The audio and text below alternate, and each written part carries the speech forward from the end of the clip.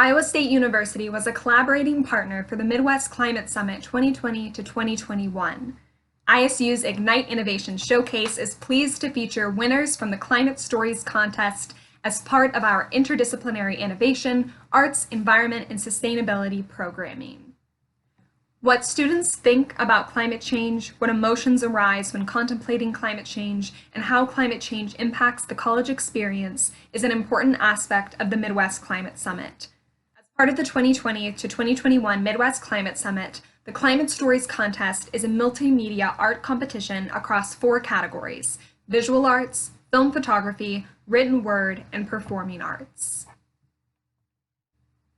The following pieces are the first, second, and third place winners in the Climate Stories Contest's 4 categories. These participants submitted original artwork that illustrates the impact of the climate crisis on themselves, society, or a subset of society, and that communicates a message calling people to action.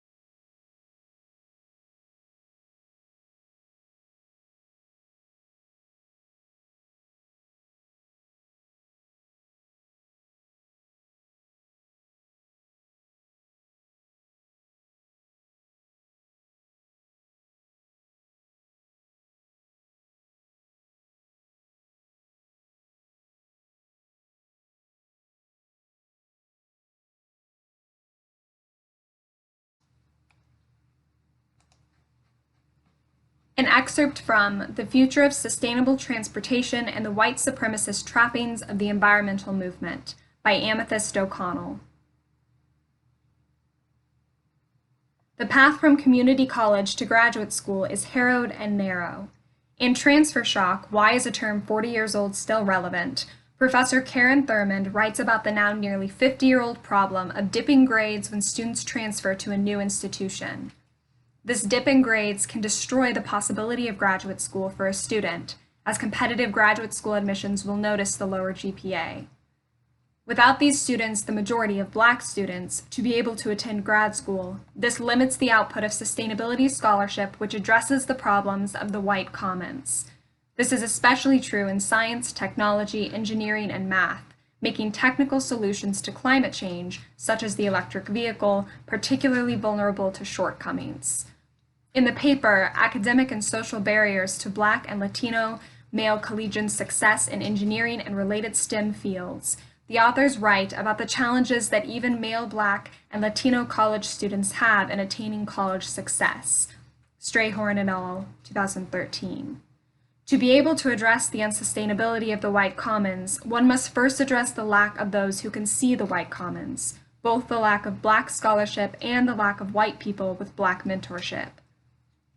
From a Three Horizons perspective, a future which addresses the unsustainability of the white commons is more of a Five Horizons problem. Contemporary solutions for future transportation systems to address the climate crisis fail to address white supremacy as a root cause of unsustainable action, and thus fail to address the underlying unsustainable ideology, which may lead to inadequate solutions to the climate crisis and future crises of sustainability. It is imperative that we address the unsustainability of the white commons to preserve our planet, and therefore we must take action to end white supremacy, especially in our higher education system, so that there are scholars, especially those in the STEM fields, equipped with the knowledge to dismantle the unsustainable prioritization of the white commons over the commons and create a transportation system that is part of the broader commons rather than the white commons.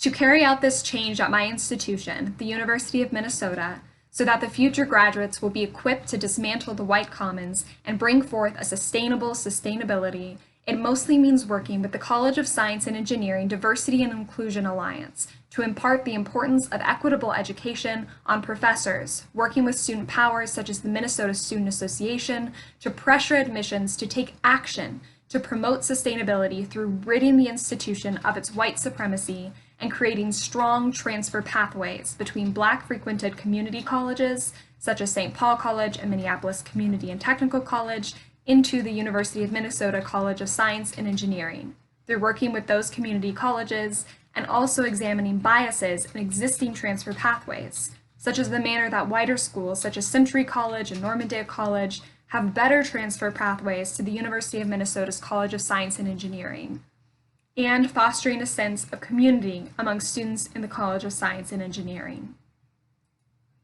The benefits of doing this would come about both in the direct benefits that working on the first three of the Five Horizons would offer, broadly increasing human, intellectual, and social capital, from which I believe would arise the capacity to dismantle the white commons and bring forth sustainable sustainability. A successful plan would have all students, especially Black students in STEM, able to pursue their engineering degree to such an extent that they can compete toe-to-toe with white students for graduate level positions in those fields. For that you are generally looking at a percent success rate, how many students go through these levels of academia and are able to pass through them when they want to, but also I think it's hard to want anything when it objectively is a miserable endeavor.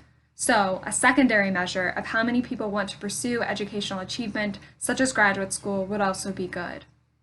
Having the percentage for marginalized students match the percentage of non-marginalized students is ideal, but that information alone will take advocacy work to gather in any reliable capacity.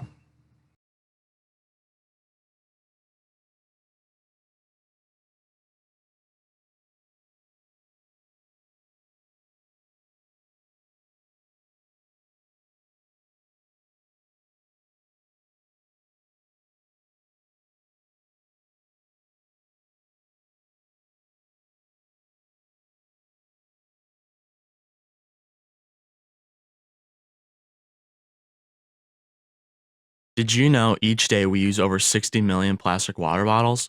Plastic water bottles are an example of single use plastic, meaning it's only used once before we dispose or recycle it.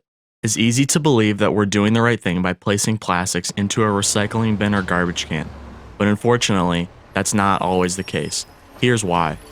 The garbage collection process has some flaws. Plastic is a very light material that can easily blow out of the garbage can or fly off the garbage truck. It then lies in the street, free for the wind to carry it into a storm drain. There are thousands of storm drains that line our streets and lead to local waterways like lakes and rivers. Filtering the water from the storm drains is extremely expensive and hard to maintain. The current from the local rivers carries the plastics into the ocean. The bottle from the store is now part of the 8 million pieces of plastic that enter the ocean in a single day. Over 2/3 of that plastic comes from litter not near the ocean shore. Once the plastic bottle is in the ocean, it starts to have harmful effects on marine life as well as you. Here's how. Smaller parts of the bottle start to fall off as a result of rough waves and wind. These smaller plastics look very similar to food when fish are out looking for dinner. Consumption of plastic can cause major problems in marine life such as malnutrition and even death. The rest of the plastic bottle starts to break down from UV sun rays. This releases toxic chemicals into the air we breathe. When the UV light releases chemicals, the bottle breaks down into microplastic. Microplastics are plastic fragments that are half as small as a pea. These plastics are so tiny that they can be absorbed into our groundwater and become too hard to filter out. Fish can also eat these microplastics, while the sun evaporates the remainder into the air. If we improperly dispose of one bottle, the ripple effect can impact millions of people. But it just takes one person to help. Simple ways to help are cutting back on single-use plastics such as grocery bags, straws, water bottles, and coffee lids. Another way to help is by choosing reusable products. Items like cloth bags and travel mugs are a great place to start. When shopping, look for plastic alternatives such as cardboard, glass, and aluminum. Finally, stop the litter. Picking up one piece of plastic can make a big difference.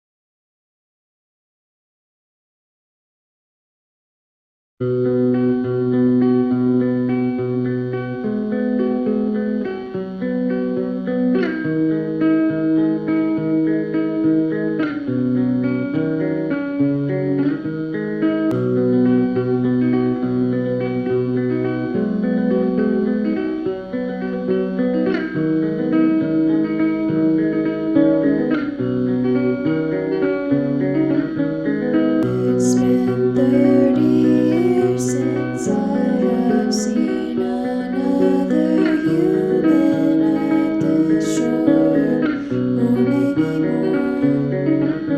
It's awfully hard to count the days when all your friends are patterns in the sky. I know I've tried. I was young and dreamed of freedom like you only get when you're alone. If only I had known. Decades passed and now I wonder what life might have been if they had changed. The thought of that's too strange.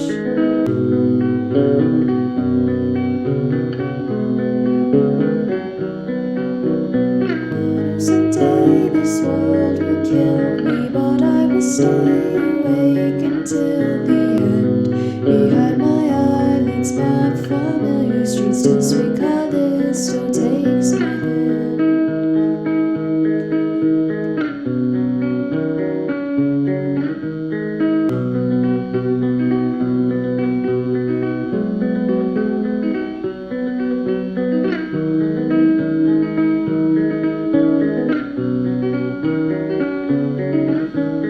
I remember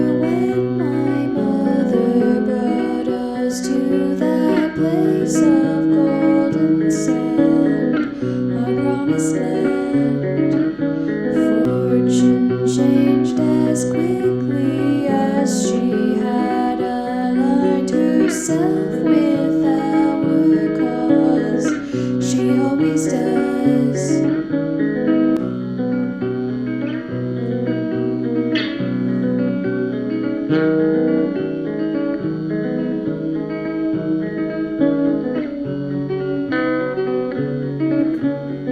mother lies beneath the sea with my brothers by her side. Now they guard our lovely house in the town beneath the tides. Though its name is long forgot and its history tossed aside, and though I cannot walk its streets, I will remember it with pride. I know someday this world will kill me, but I will stay afloat until the end. Behind my eyelids, that familiar street still sweet Callisto takes my hand.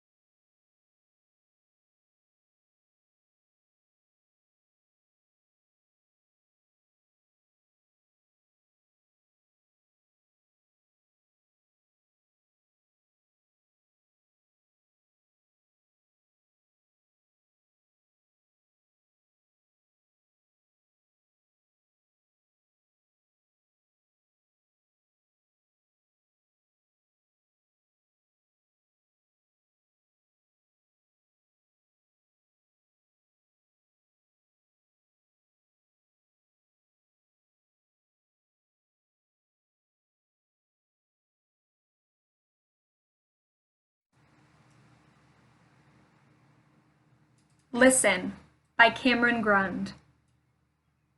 Listen. Climate change.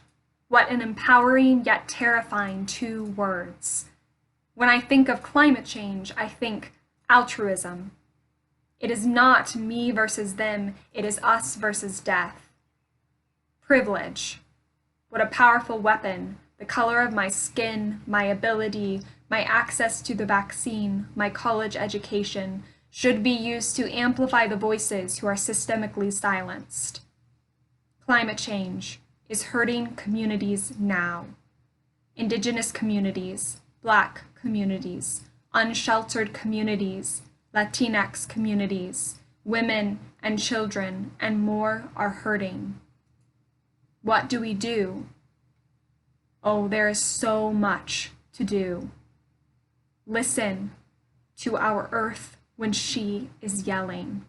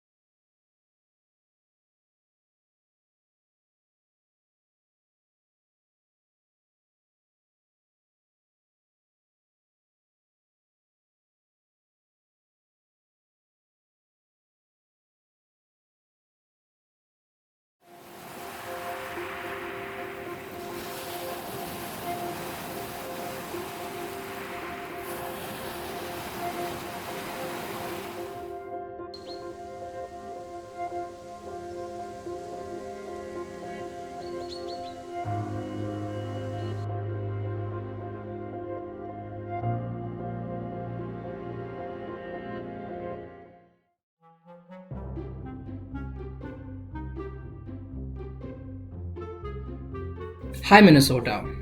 I'm Enbridge. And after our big oil spills, the current Line 3 is unsafe, and the federal government said we need to replace it. We found a new route we'd like to submit that moves the pipeline off reservation lands where lease expires soon. We ordered Enbridge to seek a replacement for Line 3, not that permits be given. State agencies must still conduct all reviews and follow applicable regulations. I'm Minnesota's Governor, Tim Walz. All the state agencies report to me, and I appointed their commissioners. I make sure that they hold the science and follow the process.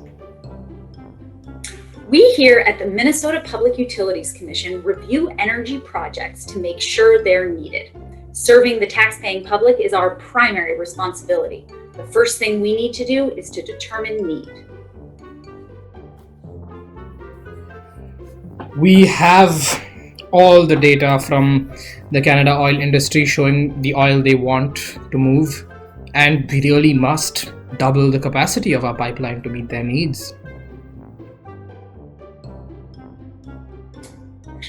Clearly, you've misunderstood, Enbridge. We require a demand forecast. It's not about how much Canada can produce. This decision is about whether this oil is needed by the people of Minnesota.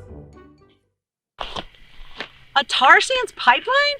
We're in a climate crisis! Are you kidding me, with an oil pipeline through treaty territory? This pipeline is bad for our climate, bad for our lakes, and bad for our health. Enbridge claims that the oil will be transported regardless. We're terrified of the risks the current line poses, so we're gonna approve it. Look, we have lots of agencies protecting our waters. We're sure one of them will hold Enbridge accountable. Hi, I'm the Minnesota Pollution Control Agency. My mission is to protect public health and Minnesota's environment. The Public Utilities Commission already said that we need this pipeline, so I'm not going to deny the permits. I'm also not going to look at oil spills or climate impacts. I'll just approve it with some rules and hope that Enbridge complies. Yep, we've installed a lot of pipelines and we'll follow all the rules you set. Thank you for your cooperation. We follow the science and we follow the process. Wait, you're ignoring the science. This project would take 1 to 2% of the Earth's entire carbon budget per the Paris Agreement. We've submitted tens of thousands of comments. We've provided expert witnesses. We have several legal cases right now that show you're ignoring the science and the process, including Minnesota's Environmental Protection Act. Follow the science, follow the process. Follow the science, follow the process. Line 3 violates our treaty rights, which have not been reviewed in this process. Until we get our injunction or stay, our cultural values require that we resist Enbridge's rushed construction so that we can protect our relatives, the land, the water, the wing, the four-legged, the flyers, and the plant nation for the future and the next 7 generations. Please make this right, President Biden.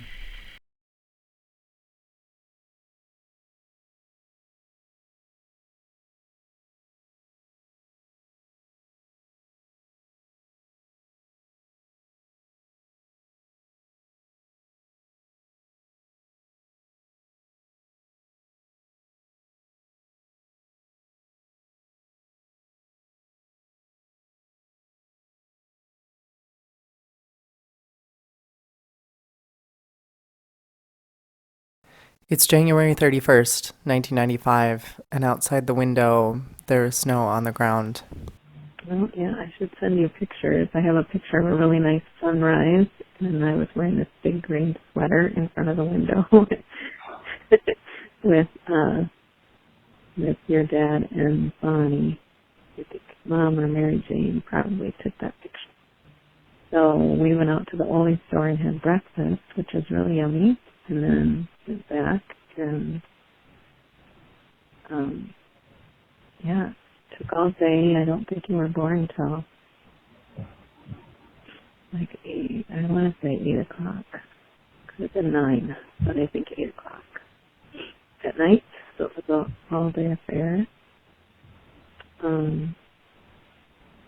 And the hospital at that time was right near Way Park. It's right up the hill, I guess, from across the street from Way Park.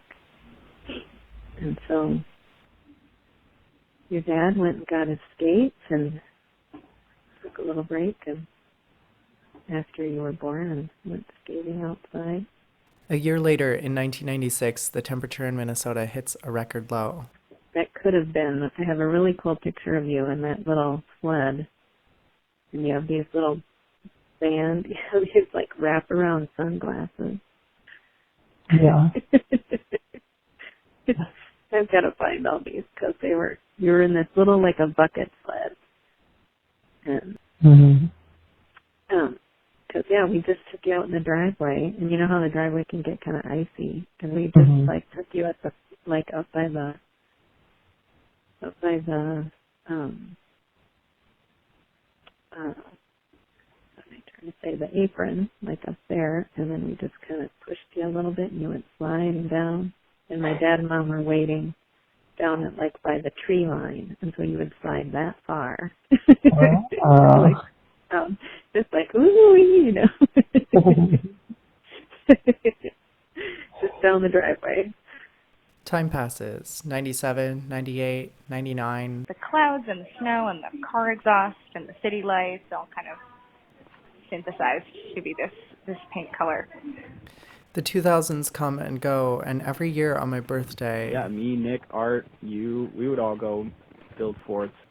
I would wake up to the gift of fresh snow on the ground. And at elementary school, we would always... There was this huge hill, and everyone would always break their noses going down it too fast. As I continued through school and went off to college, having snow on my birthday became a kind of barometer, a reminder that despite any hardship and living in a changing world, things were still okay. Following 2013's polar vortex, the last 3 years of college were relatively mild, but still, snow continued to appear. And even after moving into the warm arms of the Atlantic last year, I still found snow on my doorstep at the end of January.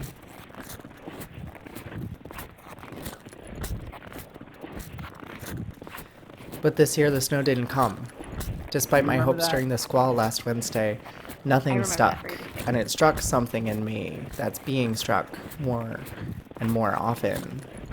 Do you remember that? The idea that the world I grew up in no longer exists, that it hardened alongside me during adolescence. Do you remember that? While I wasn't looking. I remember that very distinctly. My first memory. And so I cast around to family and friends, digging for images and sounds in the hopes that even as a predictable climate fades from our planet, in documenting memory, I could freeze some part of the planet that raised me. I remember somehow that find a place of stillness and I remember in the motion. I was just remembering how... Do you remember that? I remember that very distinctly. My strongest memory? And I remember... I was just remembering how... Do you remember that? I remember that very distinctly. My strongest Well, memory? I guess I remember most the place we lived in. Do you remember that? In Adams, Minnesota, when we first strongest moved memory? Iowa to and I remember... And I just remember there being, I mean, I know I was little, I was like I remember that very distinctly. grade, My first strongest grade, memory? And but I just remember there being a ton of snow, Do you remember that? and there was a fence I remember that very that went around the yard, and I My remember the strongest memory? snow being up And I remember... to the top. And the I don't know Do you remember exactly that? how old we were, but I think we were probably 7 or 8. And I remember walking out of Strongest an memory? apartment building, and we were going to go somewhere to Do you play in remember the snow. But right outside my apartment, which was on a very strongest big, memory? busy street, and I remember there was a snowdrift between the sidewalk and the that? street. It was probably 10 or 12 feet high. My strongest An memory? enormous mountain of snow. And You remember we that? kind of looked at each other and thought, okay, well, we don't have to go I remember anywhere that very because distinctly. no one's here. My strongest memory. This is And I enough. And I remember, remember us that? digging a hole I through remember that very distinctly. the snowdrifts. strongest Like there was so much And I snow that we remember- could dig a tunnel from one side to the You remember other. that? No, we used to put on a lot of I remember that extra very distinctly. My clothing strongest memory. And I to remember stand the snow, and it was just kind of standard every time You remember that? we would I remember come in or out. My strongest There would be memory. like a 5 And I minute remember- period of putting on or taking off You remember that? copious I remember that very snow garments. My strongest memory. And I remember- I don't really have patience for that. You remember anymore, that? I guess. My strongest memory I is remember that honestly of our coat. My strongest memory. In And I that remember- one of us had a red one and one of us had a blue. You remember that? I don't know how old we were. Maybe like 4 I or remember 5. that very distinctly. My strongest memory. You remember that? And I remember Like just big 90s ass coats. You remember that? Like they were black, and I think I had the red one and you had the blue. My strongest memory, and that honestly was remember- just like as a I was just remembering how thinking back on that now, like that kind of was I just remember that very like distinctly. the Minnesotan version And I remember- of just like establishing just remembering like how you remember that in like between remember us that very kids because I remember you liking memory. the color And I blue remember- forever, like all throughout our childhood. You remember me that? Liking red, and like that's like kind of my first. I remember that very distinctly. My strongest memory. And I remember I was just remembering how You remember that? I remember that very distinctly. My strongest memory. And I remember You remember that? I remember that very distinctly.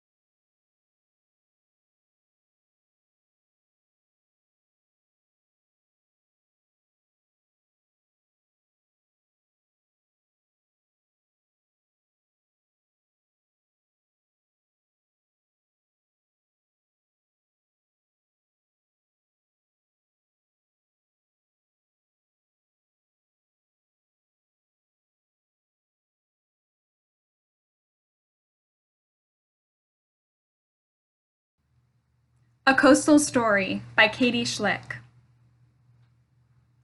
Somewhere in the moonlit water, creatures swarmed, dancing in and out of view in their underwater galaxy.